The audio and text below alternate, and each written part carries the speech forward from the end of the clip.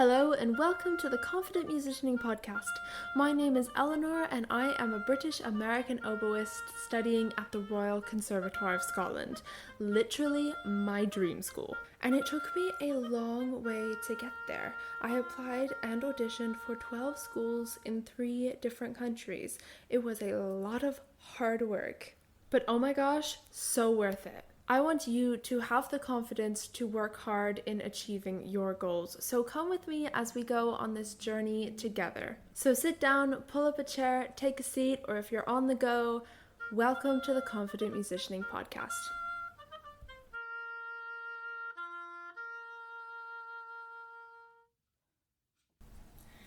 Hello, and welcome back to another episode of the Confident Musicianing Podcast. I'm so glad you're here. It is a lovely sunny day here in Scotland, although the sun is going to go down quite early today. It is winter, which means that the sun comes up quite late and goes down quite early, and I am tired and sick of that, but it means that you look forward to when the sun stays up a little longer in the spring and the summer, but today is really sunny, which is a really good thing.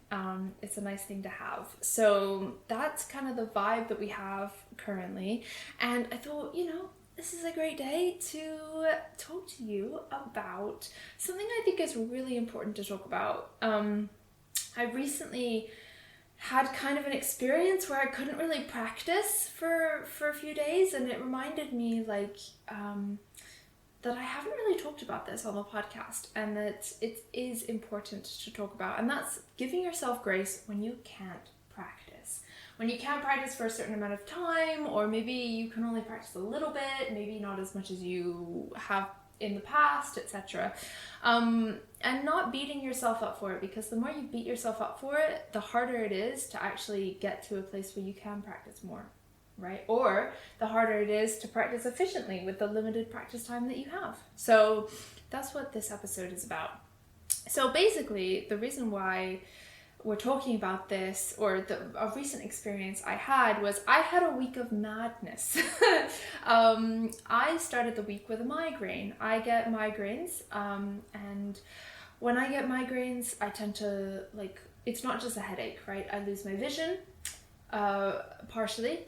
I get nauseous, I have a really, horrible headache, extreme pain, I am sensitive to light and to sound, and then, after the actual headache part, I feel really lethargic and,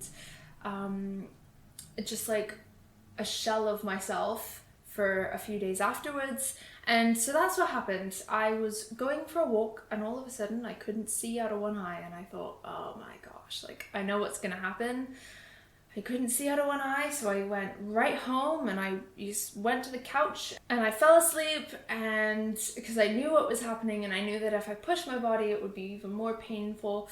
And then I was super nauseous, and and then after the actual headache, it took 2 days for me to 2 days of feeling lethargic, of not being able to focus, of struggling with sound, which doesn't help with practicing. And then the day after those 2 days, I was like, finally, I'm starting to feel better. I can practice now. I got my period. And when I get my period, for at least the first few days, it is so painful. I am in a lot of pain. I struggle to do a lot of things. Usually those 2 days it's just a write-off, I can't do anything. And so I couldn't practice. And between, it was crazy. And at that point, that's basically my week, right? I'm like, okay, well, that was the week, and I didn't practice. I had one oboe lesson that I had to go to, and it was really hard because I was in so much pain from cramping from my period. And the thing about oboe playing is when you play the oboe, you kind of, use your abdominal muscles, which happen to be the muscles that cramp when you are cramping on your period. So it's kind of like your muscles are already cramping, you're just making it worse by playing the oboe. You don't get a good sound. This is my experience anyway. I don't get a good sound when I'm cramping that badly. So that oboe lesson wasn't the best in terms of my playing, but I did learn things, and we talked about stuff more kind of theoretically, which was honestly a great way to use that time. And I'm glad that that's how that went. But yeah, it, like that week I really struggled. I really struggled with the pain and also with the migraine, and it meant that I didn't practice for a few days. And for me, I look back on that and I was like, oh my gosh, like why would I do that? Like I felt quite afraid, actually. I felt a lot of fear around, I hope that I'm okay, like you know, like have I improved? Have I not improved? Have I gone backwards? Oh my gosh, like starting to worry, being like I have things to prepare for and this, that, and the other. And that was something that really kind of stressed me out a bit, and I had to remind myself like I was doing the best I could. My body physically could not play the oboe. I had a migraine, and then and then I was having like a lethargic feeling, and I couldn't listen to like large sounds, big sounds, loud sounds, which an oboe is a big sound. And then I was in pain for a few days, and like I couldn't play the oboe, right? And I couldn't even focus, right? My brain was, when you have a migraine, your brain is just, at least in my experience, so exhausted after it. It just I can't focus. I couldn't read words for a while. Like my brain couldn't focus on a specific thing. So that was something that I kind of beat myself up about, and I was worrying, and that I think that's kind of an older habit that I have. If I don't practice, then I'm like, why didn't you practice? But I had to stop myself and remind myself that, I was doing my best. I was doing my best, and the best thing for me to do in that time was to not practice. Because if I had practiced during the migraine, it would have made it worse, and it would have made it prolong, and it would have made it more painful, and I wouldn't have gotten anything out of the practice session, and it would have made it worse. And for the period pain, it would also, you wouldn't get a good sound, and it would make it worse. And yeah, exactly. And so I realized, I was thinking, we don't really talk about this a lot. When we need to take maybe like a few days off of our instruments for whatever reason, for me it was like medical things, I guess, but like whatever reason, and reminding us to give ourselves grace. And I think there are a few things that I do that I want to talk about that kind of help me. The first is, I remind myself that I'm doing the best that I can. I am doing the best that I can. In this situation, with the migraine, the best thing that I could do was sleep and allow my body to heal. And with the pain, the best thing I could do was kind of allow myself to work through that pain, and not make it worse by playing the oboe. And so whatever you're kind of working through, if you need to kind of remind yourself, you are doing the best you can, and whatever the best thing to do in that situation is, that's what you're doing, and you are doing a good job at it. And maybe it means that you can't really practice at this specific time or whatever it is. That is okay as well, because especially if practicing would make the situation worse, right? For instance, with a migraine or with pain. And so that's one thing. And then the other thing that I do is I remind myself that I trust myself to deal with this situation, and when my body is able, to practice again and practice to the best of my ability. And that's something I feel like when I get afraid, when I get nervous, I'm like, oh my gosh, I haven't practiced as much as I had hoped to, as I had planned to, because obviously I didn't plan for a migraine or for cramps or anything. And so I remind myself, I trust myself that I am going to be able to deal with the situation, to deal with it with the best of my ability, and also when I feel better, to practice. and to practice, in the way that's going to be the most beneficial to me.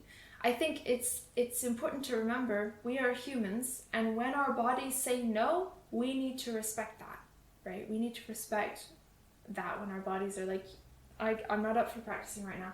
I can't practice right now.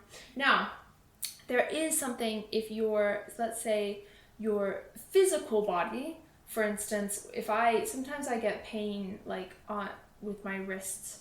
Sometimes my wrist hurts and I can't play the oboe as much. But my brain is able to focus in a practice room. Then in that case, I use mental practice. Mental practice is something really helpful for me. It's something that I do. It's a way of practicing without your oboe or your instrument. For me, it's an oboe. Without your instrument, and still getting that practice without actually using your instrument for whatever reason, even if you just need to be quiet. Maybe it's like late at night and you have neighbors that are sleeping. Using mental practice is really helpful. And so I've done a few episodes about mental practice. I will link the latest one in the show notes in the description, so please do check that out if that's something that interests you, mental practice. If you are able to, if it fits, using mental practice is a really great tool, but remembering to listen to your body and saying, I trust myself to be able to deal with this situation and to be able to practice well when I am able to. I know it's a hard thing to do. It is a hard thing to do, but it's something that we sometimes have to do because it is the best thing to do, especially if our body says no. So yeah, this episode is a little bit of a shorter episode. It's kind of just like a little thing, so that a little reminder, because sometimes we do need this reminder that it is okay to be kind to ourselves, to give ourselves grace, especially when our bodies are not up for playing as much as we usually do, and that is okay. And after I felt better after the migraine and the cramps, I was able to go back to practicing. It felt so good to pick up the oboe again and play again, and I am really grateful for that time that I allowed myself to rest, because I did need it. And looking back, I was like, I'm so grateful I did that, because I was able to come back better than if I had, if I hadn't stopped or given myself that break. So that is about it for this episode. Before we go, I do want to let you know about something that is a really great tool that I use in my practice, especially for getting that effective practice session when my body is able to, and when my body is able to, I am so excited to get that effective session. So the tool that I use is a notable practice journal. This tool is something that honestly has really helped me in my practice. I can plan my practice and also reflect in my practice, and this tool makes it so that I can do both of these things. And so before the practice session, I plan out what I want to do, and afterwards I reflect to make sure that my practice keeps getting better and better and better. And yeah, it's an amazing tool that I've been using. So as soon as I realized that it was helping me, I knew I needed to tell you about it, and I knew that I needed to give you a code. So use code Eleanor15 for 15% off your journal. That is ELEANOR15 for 15% off. I don't recommend anything that I don't absolutely love. This journal, this code is an affiliate code, which means I do receive a commission with no extra cost to you. Okay, that is about it for this week. I hope that this episode, it was a little bit of a shorter one, but I hope it was helpful in reminding you that it is okay to give yourself grace, and if your body says no, then the answer is no in terms of practicing, and you can do the best you can in that situation, and that's all that you can ask yourself for, and it is okay, because sometimes we have phases where we need to rest, and that is all right. All right. I hope you enjoyed this episode. If you did, please do like and subscribe, share it with your musician friends, and I will see you in the next episode. All right, take care. Bye-bye.